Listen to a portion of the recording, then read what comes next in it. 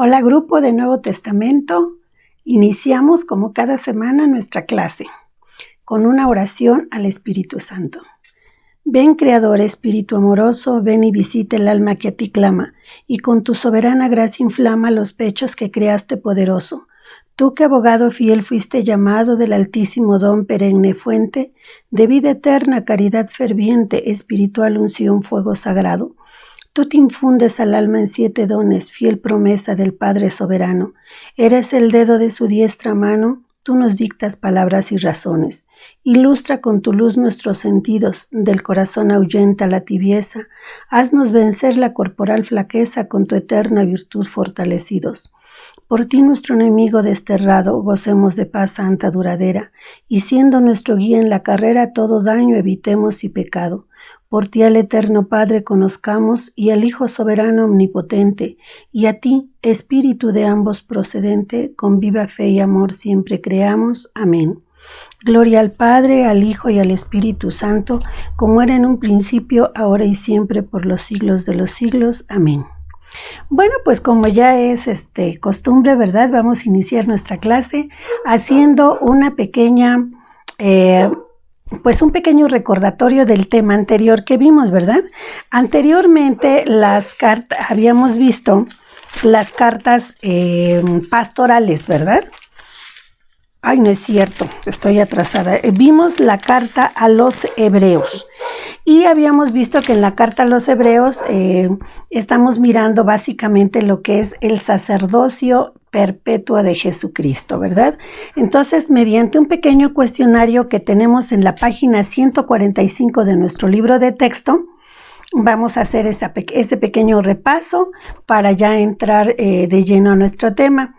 Yo sé que en el libro el tema viene muy pequeñito, pero yo considero que son 5 o 7 cartas, son 3, la de Santiago, 2 de Pedro, 3 de San Juan y una de Judas.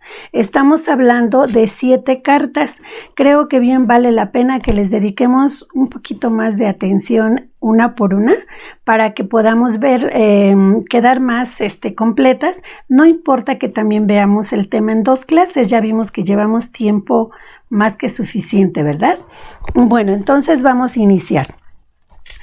En las preguntas que dicen integración del conocimiento en el punto 2.1 de la página 145 nos pregunta, ¿cuál es el tema principal de la carta a los hebreos? La respuesta la acabo de dar hace un minuto, el sacerdocio de Cristo, que es el sacerdocio eterno y misericordioso de Dios. Pregunta 2. ¿Cuál es la función del sacerdote antiguo? ¿Se acuerdan qué es lo que habíamos visto, cómo era el sacerdocio en el Antiguo Testamento? Nos dice, hombres que se relacionan con Dios a nombre de todos los demás, que le ofrece a Dios oraciones, sacrificios y expiaciones por los pecados de todos y los suyos propios. Sacrificio que debe de ser día a día, ¿sí? Ese era el sacrificio antiguo. Ahora vemos cómo es el sacerdocio de Cristo, un sacerdocio perfecto en donde se ofrece a sí mismo como víctima por los pecados del pueblo, por todos, por una sola vez y para siempre. Ya vimos que la diferencia es que Él no tiene pecados, Él no ofrece sacrificio por sus pecados porque Él no los tiene. Y Él no ofrece otras víctimas, sino que Él a sí mismo se ofrece como víctima de sacrificio para alcanzar la salvación de todos los hombres. Cuarta pregunta. ¿Cuáles son las cualidades que debe tener el sacerdote según la carta a los hebreos? ¿Se acuerdan que eran 2? Debe tener fe, o sea, ser fiel a Dios y ser misericordioso. Inclusive la pregunta en el cuestionario del tema anterior estaba como que un poquito más explícita, ¿verdad? Decía, ¿por qué debe de tener fe? Porque por medio de la fe se mantiene una buena relación con Dios. y debe de ser misericordioso porque por la misericordia mantiene una buena relación con los hombres, ¿verdad? Entonces, esos son los dos puntos principales. Bueno, ahora vamos a hacer la presentación de manera general de las 7 cartas o 6 cartas que vamos a ver. Dice, las cartas católicas se llaman así porque no hay un destinatario específico, sino que están dirigidas a todo el mundo. ¿Se acuerdan que católico quiere decir universal?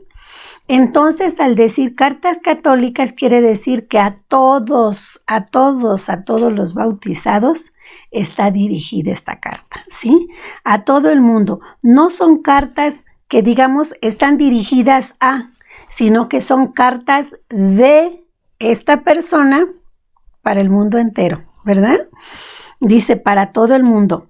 Tienen como objeto motivar y defender la pureza de la fe amenazada por herejías, la importancia de hacer vida y obras de fe, permanecer en la sana doctrina, vivir las virtudes cristianas y desenmascarar a los falsos profetas.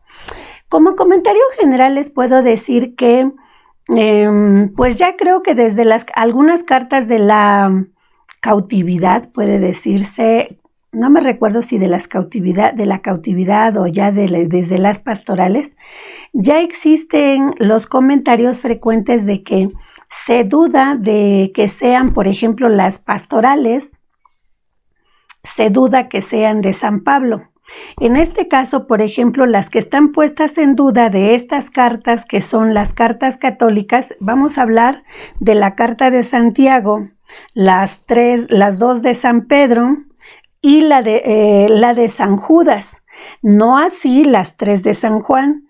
Las 3 de San Juan hay como que un poquito más de certeza en que sí sean de San Juan, aunque también ya hay pues muchos detalles y aspectos que los conocedores del tema ponen a consideración, pero nosotros no nos vamos a detener en esos aspectos, sino que nosotros vamos a considerarlas que son de la autoría de quienes están en nuestra Biblia.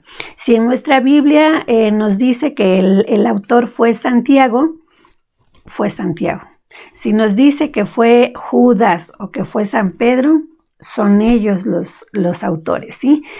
Nosotros ya no nos vamos a meter en el aspecto de si son, si no son.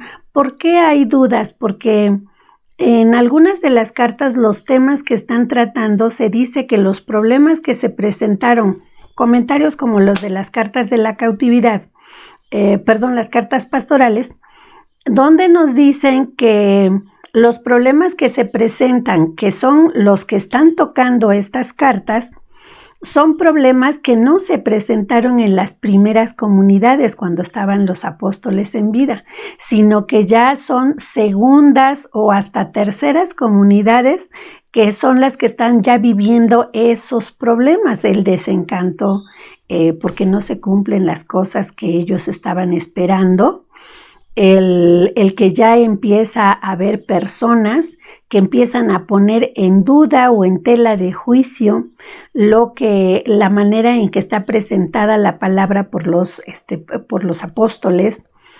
Entonces, como sabemos, después de algunos años las cosas a veces se van desvirtuando y recordemos que en esos momentos, pues, los escritos todavía no eran así como que estuvieran al alcance de todos, ¿verdad?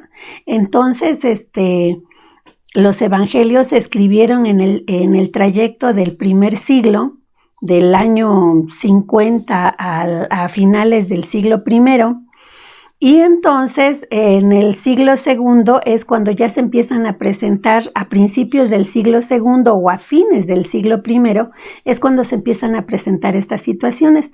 Entonces estas cartas, por eso se pone en duda la autoría, porque dicen, pues para esas fechas ya los apóstoles no estaban, entonces lo más probable es que haya sido alguien que haya sido muy cercano a los apóstoles, y que escriben la carta, pero para darle una credibilidad mayor, por esa razón le ponen el nombre de alguno de los apóstoles, ¿verdad? Pero como les decía, nosotros vamos a considerarlas que sí son de los apóstoles. Entonces vamos a ver de manera general, dicen. Bueno, ya vimos que tiene como objeto motivar y defender la pureza de la fe. ¿Por qué nos dice que la pureza de la fe? Pues porque ya estaban empezando a desvirtuarla por todos lados. Está amenazada por herejías. ¿Se acuerdan que ya habíamos visto que ya empezaban a surgir muchos judaizantes que hacían una mezcla entre la ley mosaica y la nueva alianza que viene a traer Jesucristo? Entonces, pues quieren que se hagan unas cosas de la antigua ley para poder entrar a la segunda, quieren que se cumpla parte de la primera con parte de la segunda. Entonces, ese desvirtuar, aparte de que ya en esas fechas ya empezaban a surgir las herejías de los gnósticos, las herejías pues no sé, de los, de gente que empezaba, ¿se acuerdan en las pastorales cómo empiezan o en los hebreos? No creo que fue en las pastorales, donde empiezan a hablar de que si los ángeles, casi los ponen por encima de Jesús. Entonces, una serie de situaciones que ya se empiezan a dar, de allí la duda de que dicen que todo esto sucedió muchos años después de que fueron las primeras comunidades. Entonces, por esa razón se pone en duda la autoría. Vamos a ver primero y antes que nada la Carta de Santiago. Es la más extensa, puede decirse. Estamos hablando de que consta de 5 capítulos. Es un poco grandecita, pero entre comillas, estamos hablando de un promedio de 2 hojas en nuestra Biblia, ¿sí? Entonces, 5 capítulos, es muy pequeña en términos generales. Y entonces vamos a ver de qué nos habla esta carta. Dice, más que una carta, parece un sermón o catequesis que desea subrayar las exigencias morales de la fe cristiana. O sea, ya se fijaron que se va mucho a la cuestión moral. Parece que en algunas comunidades cristianas se había exagerado varios puntos del mensaje paulino. O sea, fíjense, si ya estaban exagerándolo o mal o desvirtuando lo que había enseñado San Pablo, entonces estamos hablando de que Pablo ya había fallecido. Entonces, por esa razón, las dudas, ¿sí? Menospreciando los compromisos morales y las exigencias concretas de la vida cotidiana. O sea, que se meten tanto a lo que pidió Jesús, a lo que dijo Pablo, todo eso. Entonces empieza la gente como que a vivir una vida dual, o sea, una vida en donde con Dios, cuando se trata de Dios, manejan una serie de normas muy duras, muy exigentes, con una moral tremenda. Pero ya en la vida cotidiana, o sea, como que dicen, eso es en la iglesia, pero ya en la vida cotidiana es otra cosa. Por lo menos esa era la forma en que se manejaban los gnósticos. Entonces, pues eso empieza a generar dudas y a generar lo que llamamos una herejía dentro de los que creían y apoyaban esas ideas. Dice, menospreciando los compromisos morales y las exigencias concretas de la vida cotidiana. Por tanto, la finalidad de esta carta o de este sermón, como lo quieran ver, es promover la santidad entre los cristianos en la vida diaria. Como les decía, ya se estaba, ¿qué puede decirse? La gente ya se estaba así como que toda descomponiendo. La moral estaba muy decaída, pero en cuanto se hablaba de fe, podían exagerar lo que Dios pedía y lo que Dios esperaba de ellos. Entonces ellos se esgrimían de cumplirla, ¿sí? En la vida diaria. Santiago, como los antiguos profetas, denuncia los abusos de los poderosos. que empezaban a darse en las jóvenes comunidades. O sea que en esas comunidades ya empezaban los poderosos. ¿Se recuerdan que San Pablo también en alguna de sus cartas, yo la verdad soy mala para aprendérmelas de memoria, sabemos que en una de sus cartas, es cuestión de buscarlos, ¿verdad? En una de sus cartas él hace el comentario cuando regaña a las personas y les dice, a ver, no hagan comilonas antes de la Eucaristía, porque luego hay muchos que son poderosos y llevan cosas grandes de comer y ahí hacen unas comilonas tremendas y no toman en consideración que hay personas humildes, sencillas, que no llevan suficiente de comer y entonces ellos no comparten. Entonces no se trata de ir a presumir sus posibilidades, sino de compartir con los demás. Entonces aquí también ya nos dice, nos empieza a hablar de que los poderosos, los que tienen ya sea poder en cuanto a manejo o poder económico, son gentes que cometen abusos con la gente humilde y sencilla. Entonces dice, ¿quién escribió esta carta? Pues se considera que la escribió Santiago, primo de Jesús, que fue hijo de Cleofás y de María. María, otra María, no María la madre de Jesús, sino otra María. Dice, dirigió la comunidad de Jerusalén entre el año 42 y 62 después de Cristo y se considera que esta carta fue escrita como por el año 60 aproximadamente. Al menos eso es lo que se considera de esa manera. Su estructura. ¿Cuál es su estructura? La estructura, o sea, es, digamos, los puntos principales en qué versículos se los van a encontrar. Nos dice sobre la conducta en pruebas y tentaciones. Eso se lo van a encontrar en Santiago 1 del 1 al 15. Sobre la verdadera religiosidad, o sea, no nada más lo que es aparente, sino lo que es verdadero. Santiago 1, 19, desde el versículo 19 del capítulo 1 al capítulo 2, versículo 13. Acerca de la fe sustentada en obras. Santiago 2 del 14 al 26, o sea, es donde se acuerdan que dice, yo no necesito yo decir que tengo fe, basta con que vean mis obras y ustedes se van a dar cuenta que tengo fe. En cambio, te puedes pasar la vida diciendo que tienes fe, pero si tus obras no lo demuestran, pues es tu palabra, como dice, es una fe muerta. ¿Cuál es la verdadera sabiduría? ¿Se acuerdan que también ya nos había hablado anteriormente San Pablo y ahorita lo reafirma el apóstol Santiago en cuanto al hecho de que hay una sabiduría humana y una sabiduría divina? Y la sabiduría divina es la que nosotros tenemos que tratar de conseguir para poder alcanzar la salvación. El pecado de la ambición. O sea, él trata de motivar a que se ambicione los bienes en el cielo, a que acumulemos, como decimos, que acumulemos puntos para alcanzar nuestra salvación, no que acumulemos bienes terrenos, ¿sí? O simplemente cuestiones de poder en la tierra. Finalmente, varios consejos prácticos que están en Santiago 5, 7 al 20. Entonces quedamos que el pecado de la ambición lo está tratando del capítulo 4, versículo 1 al capítulo 5, 6. Me gustaría leerles algo muy pequeñito que es unos pedacitos de la carta de Santiago como para que se les despierte la curiosidad por leerla, ¿sí? Vamos a ver.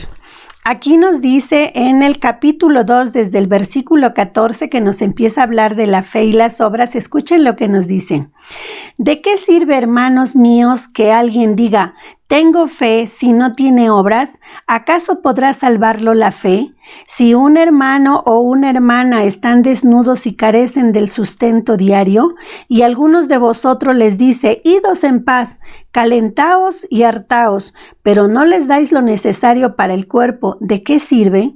Así también la fe, si no tiene obras, está realmente muerta. O sea que no se trata de que ves a una gente necesitada y le decimos, cuídate mucho, come bien, descansa. ¿Cómo le decimos eso cuando sabemos que a lo mejor no tenga los medios para alimentarse bien, que no tiene nadie que vea por ella y que entonces no puede descansar porque tiene que buscar los medios de vida él mismo?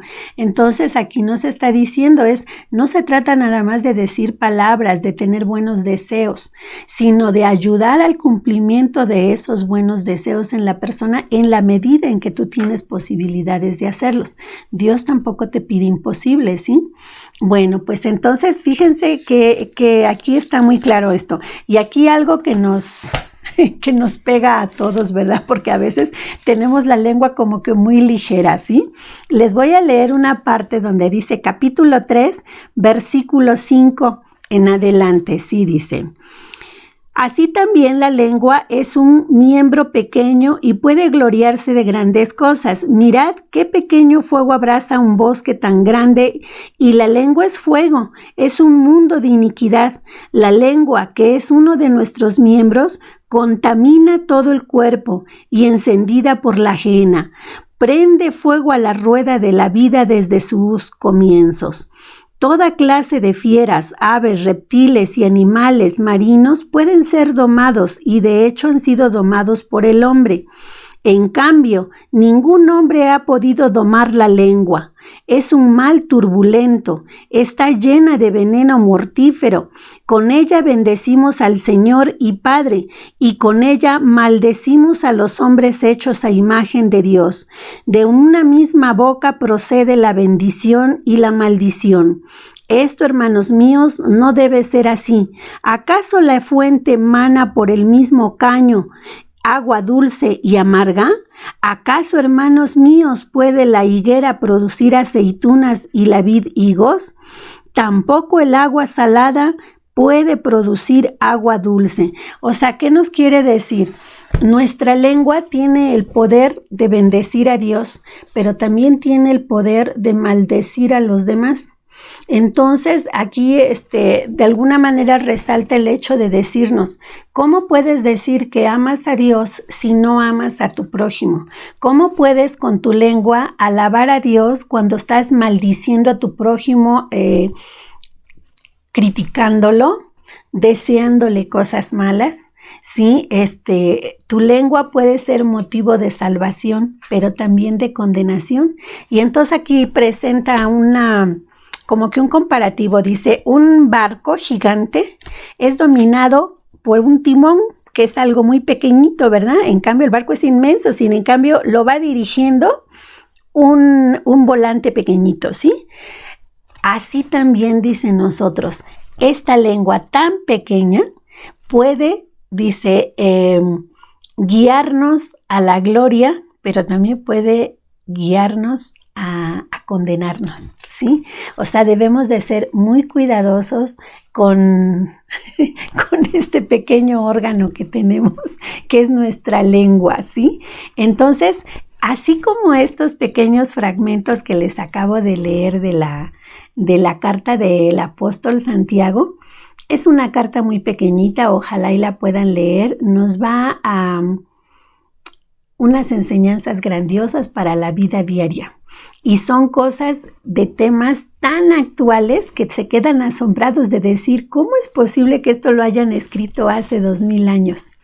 ¿Cómo? O sea, sí, parece que me conoce y me lo está leyendo a mí en este momento, ¿verdad? Entonces, a ver, les voy a poner una pequeña pausa para prender mis luces porque no lo van a creer, aquí ya se empieza a ver oscuro. Ay, no puede ser.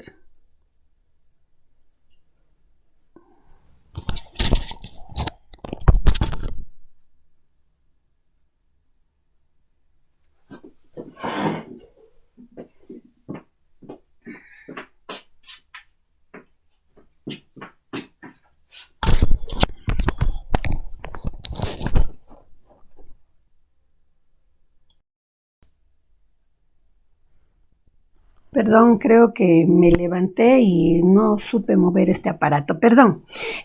Bueno, proseguimos. Entonces vamos a ver la estructura de la carta del apóstol Santiago. Nos está hablando de la siguiente forma. Dice Santiago, primo de Jesús, bueno, esto ya se los leí, donde dice sobre la conducta en pruebas y tentaciones, varios consejos prácticos. Bueno, en resumen, aquí nos dice que si queremos leer a Santiago, si nosotros leemos la carta de Santiago de manera cuidadosa y profunda, quiere decir que estamos comprendiendo, si la acogemos en nuestro corazón, todo lo que nos dice en la carta el apóstol Santiago, quiere decir que podemos nosotros como seres humanos terminar con una religión clasista. O sea, que se quite esa mala idea de que se ha tenido por muchos años en algunos lugares o algunas personas sobre el hecho de que nuestra fe es clasista, o sea, que marcaba clases, o sea, o hacía grupos. Generaba separaciones. No, porque al hablar él sobre el apoyo que le tienes que dar a la gente necesitada, ya está rompiendo la brecha entre los poderosos y los humildes y creándonos conciencia a todos de que todos somos hermanos por ser hijos del mismo Padre, ¿sí? Bueno, ahora nos vamos con la primera carta de San Pedro. Dice, la primera carta de Pedro es un escrito que fortalece en las pruebas, afianza su fe a los bautizados como nuevo pueblo de Dios, como nación santa y sacerdotal. En resumen, es una catequesis bautismal, porque nuestra vida cristiana inicia en el bautismo, porque aunque todos somos criados por Dios, no todos somos hijos de Dios. Hasta que nos bautizamos, Dios nos reconoce como sus hijos. O sea, fíjense, todos somos criaturas de Dios, pero no podemos ser considerados hijos de Dios sino hasta que por el bautizo adquirimos la filiación divina, ¿verdad? Entonces dice, en esta catequesis de San Pedro se afirma el papel redentor de Cristo y la necesidad de vivir en santidad. O sea, aquí San Pedro también vuelve a hacer hincapié en el hecho de decir, no se trata nada más de que tengas fe y que te la pases alabando al Señor, sino que tienes que vivir, que tu vida cotidiana, tu vida diaria, tienes que hacerla en santidad. O sea, insisten en que tenemos que dar testimonio con nuestra vida de lo que nosotros creemos y de lo que nosotros promulguemos con nuestra boca, ¿sí? Aconseja la firmeza, la paciencia y la sumisión a Dios. La fe y la esperanza deben caracterizar a los cristianos. Ya vieron como aquí desde las cartas anteriores a estas vuelve a hacer hincapié en las virtudes teologales de fe, esperanza y caridad. Fe, esperanza y caridad con obviamente a Dios, pero recuerden que a nuestro prójimo, según los mandamientos nos dicen, estos mandamientos se encierran en dos, en servir y amar a Dios y a nuestro prójimo como a nosotros mismos. Entonces aquí también nos vuelve a hacer hincapié que no podemos decir que amamos a Dios si no amamos a nuestro prójimo. Dice, aconseja, la fe y la esperanza deben caracterizar a los cristianos. Esta carta fue escrita más o menos como por el año 70 después de Cristo. Se cree que fue dirigida a cristianos que vivían en un ambiente hostil. Quiere decir que se cree que fue dirigida a una comunidad que vivía entre los paganos y entonces había cierta agresividad, rechazo a los cristianos porque no vivían como estaban viviendo los paganos, ¿no? Y además también empezaba el tener tan cercanos a los paganos, el tenerlos en vida cotidiana de alguna manera cerca de ellos, eso empieza a hacer flaquear la fe de las personas. Entonces, esta carta es para sacudirlos, motivarlos, manténganse firmes en la fe, tengan esperanza, ámenlos aunque ellos sean canijos con ustedes, tengan fe. Bueno, la estructura de la primera carta de San Pedro dice, es un llamado a una vida nueva. Eso lo tiene en capítulo 1, versículo 1 al capítulo 2, versículo 10. nos habla, nos da un testimonio cristiano, más bien nos pide que demos testimonio en el capítulo 2, versículo 11 al 4, versículo 19. Un llamado a la caridad, un llamado al amor, ¿sí? Es en Primera de Pedro, capítulo 3 y capítulo 4. En las recomendaciones finales vienen en el capítulo 5, versículo 1 al versículo 14. Estas cartas son bastante pequeñitas, pero que tienen una profundidad que vale la pena porque realmente estamos enfrentando tiempos bastante difíciles y pareciera que estas cartas están dirigidas a nosotros en estos momentos de crisis, ¿sí?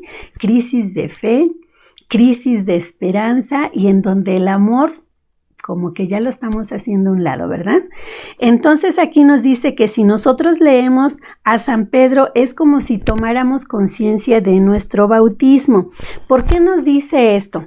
Porque aquí en esta carta él va a hablar, o sea, ¿se acuerdan que al principio nos dice todos somos criaturas de Dios, pero no todos podemos llamarnos hijos de Dios sino hasta que nos bautizamos? Entonces él aquí está manifestándonos que a través del bautismo nosotros adquirimos muchas herramientas para mantenernos en la fe, la esperanza y la caridad. Nos vamos a la segunda de San Pedro. En esta carta se va a manejar un poco de la escatología. ¿Qué es la escatología? ¿Se acuerdan que hablamos que la escatología es una rama de la teología que nos va a hablar de lo que sucede al final de nuestra vida, o sea, al final de la vida tanto humana como al final del mundo? Entonces el estudio de todo esto está digamos que es lo que se estudia en la escatología. Entonces aquí nos dice que esta carta se refiere a esa situación. Veamos el por qué. Algunos cristianos, al no verse cumplida la vuelta del Señor, empiezan a dudar. ¿Por qué? Porque se recuerdan que inclusive también San Pablo les decía, a ver, esos que están esperando, que ya no quieren trabajar, porque ya están esperando la venida del Señor y dicen como que ya para qué trabajo si ya va a venir el Señor rápidamente, les dice el que no trabaje que no coma. O sea, dejen de andar haciendo alboroto y póngase a llevar su vida cotidiana porque nadie sabe el momento ni la hora. Bueno, pues aquí San Pedro nos vuelve a insistir en esa situación, ¿sí? Había muchos que ya estaban perdiendo la fe porque decían, no, pues ya cuántos años ya pasaron y no que iba a regresar el Señor, o sea, se les imaginaba que estaba así como que a la vuelta de la esquina. Entonces, cuando ven que pasan los años y no se cumple la segunda venida del Señor, empiezan a dudar, empiezan a desconfiar de todo lo que se les ha dicho. Dice, para alentarlos y prevenirlos hoy, dice, hay que recordar la acción salvadora de Dios en el pasado, porque ella nos da a todos los creyentes de todos los tiempos la seguridad de que Dios seguirá actuando. O sea, ahorita, fíjense, por ejemplo, con todo esto que está pasando en estos tiempos dentro de nuestra iglesia, con la escisión, por ejemplo, de la parte de Alemania, los obispos y sacerdotes, pues que se han rebelado contra el Vaticano, contra el Papa. Entonces, pues más que nada contra el Papa yo diría que contra la fe, ¿verdad? Porque todo lo que están haciendo está en contra de la fe. Bueno, pues entonces, uno puede llegar así como que al hecho de decir qué está pasando o lo que pasó en China, ¿verdad? Que ya tiene, ni siquiera ahorita no he visto las últimas noticias, qué ha pasado con esto, el obispo, los sacerdotes, los seminaristas que fueron tomados presos ahí en China. Entonces, pues no sabemos nada de esto, ¿verdad? Pero cuando vemos estas cosas, nos enteramos de ellas, pues como que nos entra un poco así la angustia de decir, ¿qué va a pasar? ¿Qué va a pasar con nuestra iglesia? La vemos, como nos decía alguien por ahí, como un barquito, ¿no? Que anda ahí flotando como una nuececita en un inmenso mar de problemas. Entonces, no olviden que nuestras oraciones, es algo que no debe de faltar para que le dé fortaleza al Papa, para que Dios lo ilumine, tome las mejores decisiones, para que debemos de tener la fe y la esperanza de que Dios siempre cumple su palabra y Jesús dijo, que nunca nos iba a dejar, que la iglesia iba a sobrevivir, no importa lo que pasara, la iglesia iba a seguir de pie. Entonces nosotros tenemos que tener esa esperanza y esa fe y confiar en que Dios no nos va a abandonar. Desde luego que también tenemos que trabajar y poner nuestro granito de arena, ¿verdad? A través de las oraciones, a través de nuestras acciones. Dice, el autor dice que 1000 años para Dios es como un día para nosotros. O sea, ¿por qué nos dice esto en esta carta a San Pedro? Pues porque nos está diciendo, Dios no cuenta el tiempo como nosotros. Dios no tiene sus días de 24 horas como nosotros, los seres humanos. Entonces, nosotros no podemos considerar que ya pasó mucho tiempo y que Dios no viene y que Dios no cumple su palabra. No, porque para Dios el tiempo es eterno. No es como nosotros, que es un tiempo finito, o sea, el día inicia y el día se termina, ¿no? Para Dios no.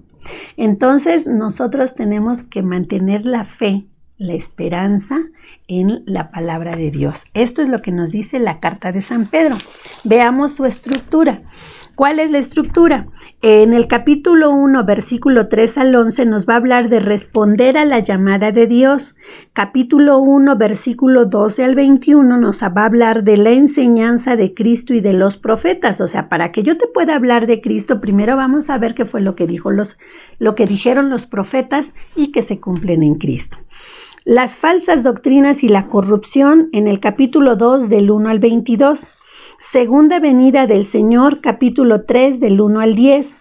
Exhortación a una vida santa, 3, del 11 al 16. No se les olvide que exhortación es algo similar a invitar, a llamar, pero no imponiendo, sino de una manera a guisa de ruego, de súplica, ¿sí? Eso es lo que debemos de entender como exhortación. Es yo te ruego, pero no imponiendo, yo te invito, pero no imponiéndote, sino rogándote, suplicándote, tratándote de convencer. Y la mejor manera de convencer a los demás es con nuestra propia vida más que con las palabras.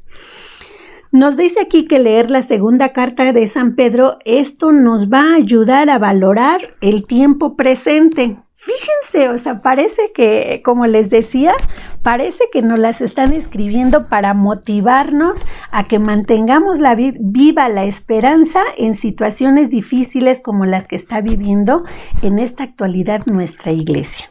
San Judas. Vamos a ver la carta de San Judas. En esto estamos mirando, ya vimos la primera, fíjense, ya vimos Santiago, primera y segunda de San Pedro. Ahora vamos a ver la carta de Judas.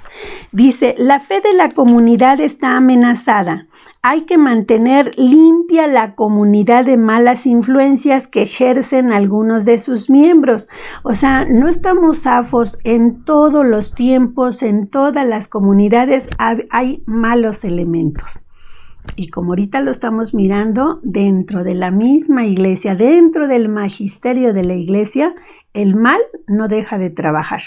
El mal está haciendo su labor y se gana a algunos malos elementos que no tuvieron la fe, que no tuvieron la esperanza y que no vivieron adheridos a la palabra y a la enseñanza, a la pureza de la enseñanza que Cristo nos dejó. Dice, la conducta de estos falsos creyentes, ¿se recuerdan que San Pablo dice, eran de los nuestros, pero no eran de los nuestros, porque si hubieran sido, dice, salieron de nuestras filas, pero no eran de los nuestros, porque si hubiesen sido de los nuestros, no se hubiesen revelado, ¿verdad? Así como esto es, pues se decían católicos, pero ya vimos que no eran católicos, porque si verdaderamente hubieran sido católicos, no estarían haciendo lo que están haciendo, ¿verdad? Dice, la conducta de estos falsos creyentes resulta escandalosa y pone en peligro el estilo de vida de todo el grupo. Esto bambolea nuestra iglesia, ¿verdad? Nuestra fe en muchos aspectos. La carta es polémica y acusatoria. Utiliza un género apocalíptico, o sea, como va a pasar esto, van a ver lo que va a suceder esto y lo otro. Dice, y se pone en guardia a toda la comunidad. O sea, ¿qué quiere decir? O sea, como que buscas sacudirlos, o sea, es no nada más te fíes y te limites a lo que estás viviendo en el presente, piensa en lo que viene atrás, piensa en lo que va a venir a futuro, ¿sí? Bueno. Estructura. ¿Cuál es la estructura de la carta de San Judas? Dice, recuerdo de ejemplos pasados. Bueno, la aclaración es por demás, ¿verdad? Es San Judas Tadeo. No, el Judas Iscariote ya, nos olvidamos un poquito de él, ¿sí? Aquí vamos a ver que todo esto está escrito por San Judas Tadeo, pariente también de nuestro Señor Jesucristo. Dice, recuerdo de ejemplos pasados, o sea, donde nos va a hablar de los profetas y de todo lo anterior es en Judas capítulo 5 al 7. Ataque contra los falsos profetas del capítulo, bueno, que ni son capítulos, son versículos del 8 al 16. Exhortación a la comunidad del 17 al 23. Fíjense que alguien por ahí decía que son tan pequeñitas estas cartas que más bien se parecen como si hubieran sido nada más como un volantito, como que alguien así nos mandó un recadito a la carrera, algo pequeñito, pero con una profundidad y una enseñanza tremenda. Entonces, motívense a leerlas ustedes también completas, no nada más los versículos que vamos a contestar, que tenemos que leer para contestar los cuestionarios siguientes, sino vamos a tratar de leerlas completas. Nos dicen que si nosotros leemos la carta de San Judas, nos va a ayudar a discernir cómo vivimos, o sea, que te va a obligar a que te cuestiones a ti mismo. ¿Cómo estoy viviendo? ¿Cómo estoy viviendo mi fe? Sí, entonces es muy interesante y muy importante leer estas cartas. ¿Por qué nos vamos hasta San Juan? ¿Por qué dejamos a San Juan hasta el final?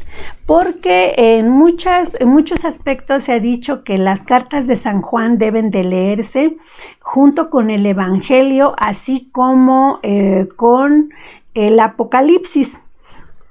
De aquí de San Juan nos dicen que hay un poquito de más de posibilidades de que estas cartas sean verdaderamente de San Juan, aunque también existen sus dudas, pero dice que quien haya escrito estas cartas seguramente que tiene la escuela joánica, o sea, han de haber sido de la escuela joánica, o sea, de los discípulos de San Juan, entonces por eso tiene todo el estilo de San Juan. Dice, la crisis de identidad por la que pasaron aquellas comunidades puede repetirse hoy en nuestros días. Conviene estar atentos y no dejarnos sorprender por falsos planteamientos, que es lo que está sucediendo ahorita en la actualidad, ¿verdad? De repente surgen tantos estudiosos, pero pues aquí tenemos que estar conscientes de que no siempre una persona estudiosa de la palabra tiene la sabiduría que viene de Dios. Estas personas que son tan estudiosas pueden no estar viviendo su fe como deberían, y entonces lo que nos transmitan, como nos dice Santiago, con esta lengua podemos ganar el cielo o podemos condenarnos. Puede ser que nos estén dando falsas enseñanzas así como que manipuladas. Entonces tenemos que estar muy pendientes. Luego nos dice, algunos miembros de las comunidades exageraron tanto su manera de interpretar a Jesús, o sea, lo que les decía, se meten tanto a estudiar y ahí, pero finalmente si no tienen la oración como apoyo, no tienen al Espíritu Santo apoyándolos, caen en fallas humanas, ¿verdad? Dice, exageraron tanto su manera de interpretar a Jesús y de vivir sus compromisos cristianos que fue necesario aclarar errores y clarificar la verdadera doctrina. Como les decía, empiezan a vivir una dualidad. Con Dios soy de una forma y con mi prójimo soy de otra. Entonces, no puede ser así. Recuerden, como nos dice Santiago, tus obras tienen que testimoniar lo que tú digas y lo que profeses, ¿sí? Las ideas comunes de las 3 cartas son, aquí no podemos separar carta 1, carta 2, no, sino las 3 cartas tienen como generalidad lo siguiente: la fidelidad a la enseñanza recibida, o sea, la fe tiene que acendrarse y tienes que respetar la palabra y lo que Dios quiso decir con ese mensaje, sin que le pongas ni le quites según tu propio sentir o comprender. La fe que tiene que ir unida con el cumplimiento de la voluntad de Dios, o sea, tienes que cumplir lo que Dios te pidió, no lo que tú quieres cumplir o como tú lo quieres interpretar. Y luego nos dice, es preciso resistirse al pecado. Las 3 subrayan la dimensión divina y humana de Cristo. Nos dice, ¿cuál es la estructura? No es cierto, perdón. El propósito de la primera carta es prevenirnos contra los falsos profetas. El tema fundamental es el amor de Dios y al prójimo, porque el que no ama no conoce a Dios.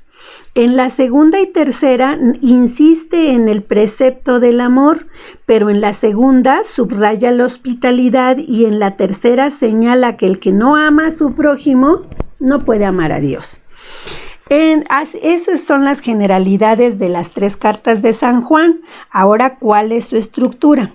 Nos dice, primero, caminar a la luz porque Dios es luz y quien camina en la luz, quien vence el pecado, vive en el amor.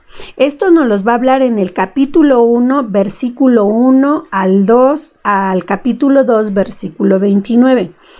Al ser hijos de Dios debemos vivir como hermanos. Capítulo 3, versículo 1 al capítulo 4, versículo 6. El fundamento del amor cristiano es que Dios nos ama. En el capítulo 4, versículo 7 al capítulo 5, versículo 4. El fundamento de nuestra fe es Cristo Jesús. Capítulo 5, versículos del 5 al 19, el epílogo y la síntesis final. Entonces, fíjense, quien lea a San Juan va a palpar la esencia, el corazón, el núcleo del cristianismo. Bueno, pues como pueden ver, con esto ya vimos la generalidad de las, ¿qué son? 7 cartas. De las 7 cartas, a ver, es Santiago, 2 de Pedro, 3 de Juan y Judas. Son 7 cartas. Con esto vamos a suspender por hoy nuestro video, para que no se hagan, ya saben, tan grandísimos. Y para la próxima ya simplemente vamos a contestar los cuestionarios. Los cuestionarios, el que está en la página 146 y el que está en la página 150. Contesten, por favor, lean lo que nos dice en el anexo, que es de alguna manera lo que yo ya les hice ahorita como referencia general, y contestamos. Y por favor, tengan a la mano para la próxima clase, porque yo espero que contestemos los cuestionarios como en, no sé, como en unos minutos nada más, como unos 15, 20 minutos. Y entonces ya vamos a entrar al tema 11, que es la Constitución Dei Verbum. ¿Qué quiere decir? Dice, la Constitución es palabra de Dios. Dei Verbum quiere decir divina revelación. Entonces, eso está en los documentos conciliares. Por favor, ténganlos a la mano. Si pueden darle una leidita, si les da tiempo, vayan empezando a darle una leidita a lo que es la parte del Dei Verbum en los documentos conciliares. Entonces, con eso ya vamos a empezar a ver nuestro próximo tema, y ya es penúltimo tema, si no me equivoco. A ver, déjenme ver. Porque después tenemos otra parte de los documentos conciliares, que es el Evangelii Nuntiandi. Bueno, pues con esto nos despedimos con una oración a la Virgen Santísima. Contigo voy, Virgen pura, y en tu poder voy confiado, pues yendo de ti amparado, mi alma volverá segura. Dulce Madre, no te alejes, tu vista de mí no apartes. Ven conmigo a todas partes y nunca solo nos dejes. Ya que nos proteges tanto como verdadera Madre, haz que nos bendiga el Padre, el Hijo y el Espíritu Santo. Amén. Que tengan una excelente semana y nos estamos mirando aquí la semana próxima.